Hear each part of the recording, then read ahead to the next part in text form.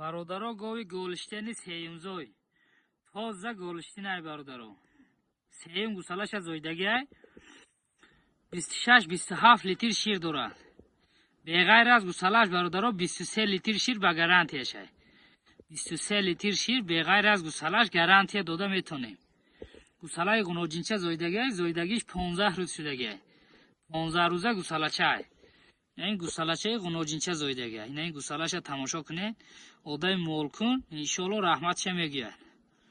حاضر جوشیدنش میبینیم برادرها. حاضر جوشیدنش میبینیم. این گوسالشه.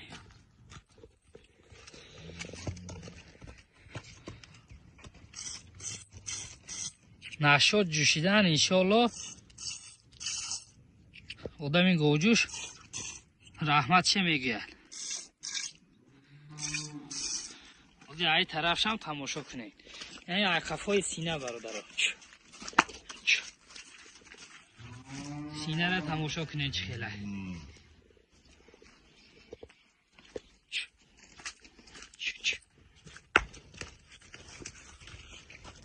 گوه ای طرفش هم خوش رو تماشا کنید. کسی ده معقول باشه زنگ زنه انشالله معامله میکنیم.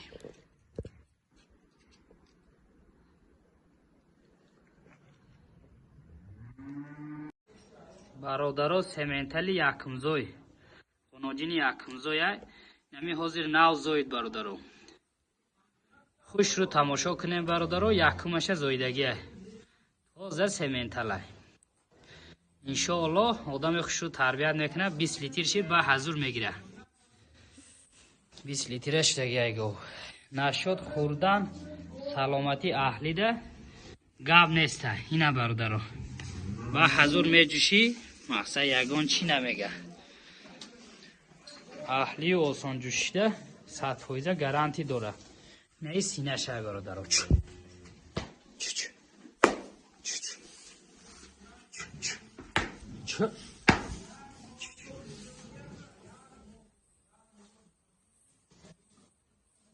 این گوساله شه برادرها گوساله تازه سمنتر زویدگی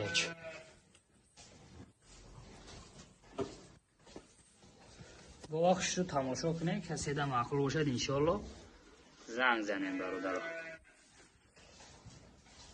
این گوساله تازه سمنتر زویدگی نه چوب چوبری گو برادرها